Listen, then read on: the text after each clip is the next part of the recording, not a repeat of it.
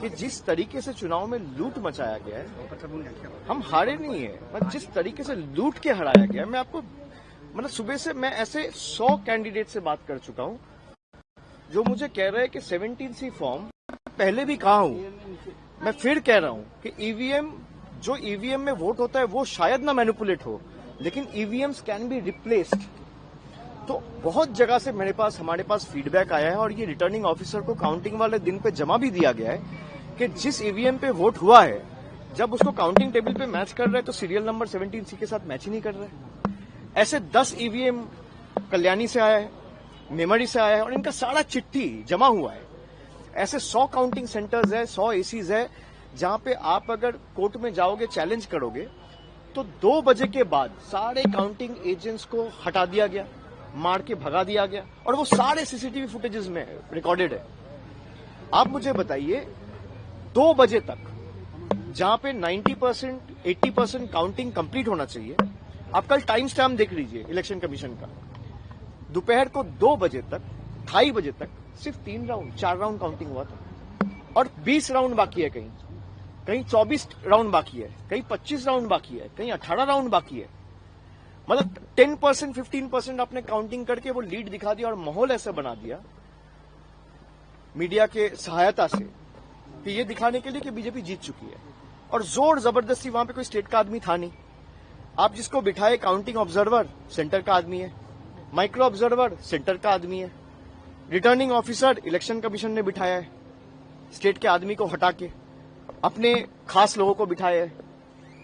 अच्छा, जो गार्ड कर रहे हैं दे आर पैरामिलिट्री फोर्सेस, तो सारे सेंटर के लोग, स्टेट का कोई है ही नहीं। मतलब पूर्व मेदिनीपुर में मैं आपको बता रहा हूं कि सुप्रीम कोर्ट का जो ऑर्डर था कि randomisation rule should be implemented in letter and spirit, जहां पे स्टेट और सेंटर का एम्प्लॉय दोनों होना चाहिए, वहां पे खाली सेंटर के एम्प्लॉयज थे। ऐसे कई काउंटिंग सेंटर्स है। तो जिस तरीके से लूट मचाया गया है, जोर जबरदस्ती, आपने पहले भाई तृणमूल और बीजेपी का वोट का फर्क क्या है, 32 लाख, 30 लाख को तो आपने पहले ही वोटर लिस्ट निकाल दिया, 7 लाख नए वोटर्स ऐड किए, 10-15 लाख आपने काउंटिंग में मैनिपुलेशन किए। अगर भाई जनता के राय के ऊपर आपको भरोसा है तो आप सबको रखिए काउंटिंग सेंटर में, सबको वोट करने का ताकत दीजिए। लेकिन पीएम, आपको दिक्कत क्या है? सर पीएम ने तो कहा ये बंगाल का जनादेश है, तो क्या ये बंगाल का जनादेश आप नहीं मान रहे हैं? नहीं, अगर जनादेश है तो भाई आपने देखा ना, काउंटिंग सेंटर से तृणमूल के लोगों को भगाया गया मार के, वो सारे सीसीटीवी फुटेजेस रिलीज करे। भाई इलेक्शन कमीशन कुछ भी करता है तो आप लोगों को मीडिया में दे देता है रिएक्शन व्हाट्सएप ग्रुप में, तो सीसीटीवी फुटेजेस रिलीज कर दे कि काउंटिंग सेंटर में नहीं हुआ है, हम मान लेंगे जनादेश है। मेरा चैलेंज है, सीसीटीवी फुटेज काउंटिंग सेंटर का मैं 100 ऐसे देता हूं आपको एसी, इलेक्शन कमीशन 10 रिलीज कर दे। काउंटिंग सेंटर का पूरा दिन का सीसीटीवी फुटेज, खास करके 12 बजे के बाद से 6 बजे तक का, 6 घंटा का रिलीज कर दे। मैं आपको कंप्लेंट का कॉपी देता हूं जहां पे 17C में जो ईवीएम रिकॉर्ड हुआ था और जो काउंटिंग टेबल में जो ईवीएम आया है, दोनों अलग मशीन है, सीरियल नंबर मैच ही नहीं कर रहे। मैं देता हूं आपको, चिट्ठी भेजता हूं मीडिया ग्रुप में अभी। और ये आज मैं नहीं दे रहा हूं, कल हमारे काउंटिंग एजेंसी आरओ को दिया है, जहां पे मान लीजिए वोटिंग मशीन्स जो पूरा दिन आप ये कैमरा यूज कर रहे हो, बूम यूज कर रहे हो, भाई इसको आपको चार्ज तो करना पड़ता है। 12 घंटा मशीन यूज हुआ है, जिसका चार्ज खत्म हुआ 50%, 55%, 59%, 60%, 90% मशीन्स वेर 92%, 93%, 95% चार्ज। ये कैसे संभव है?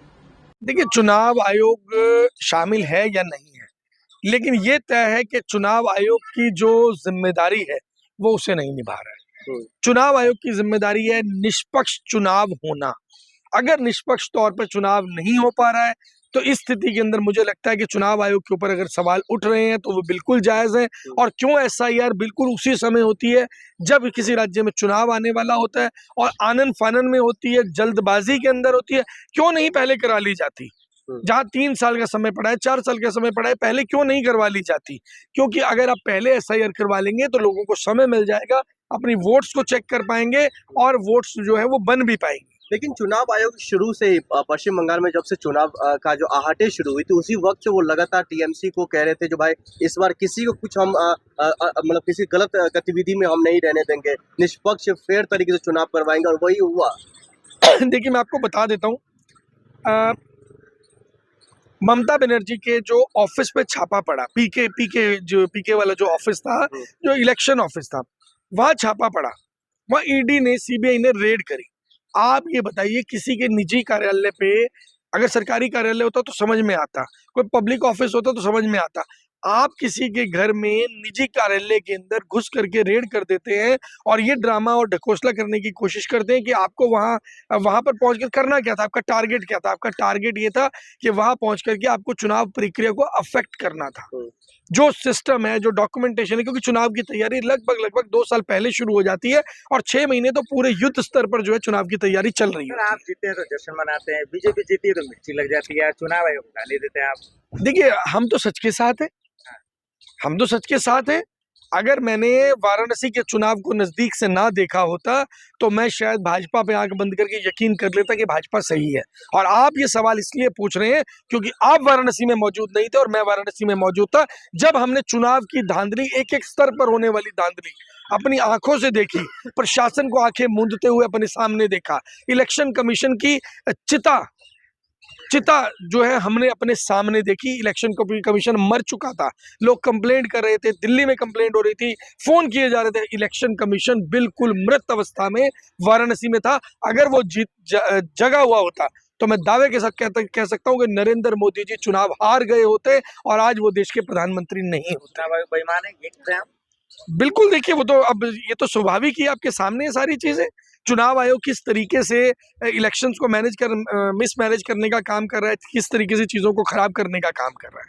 लेकिन बंगाल में तो बीजेपी की मेहनत दिखी है ना सर, अमित शाह जी की चाणक्य नीति दिखी है ना। नहीं, देखिए उसे चाणक्य नीति नहीं कह सकते आप।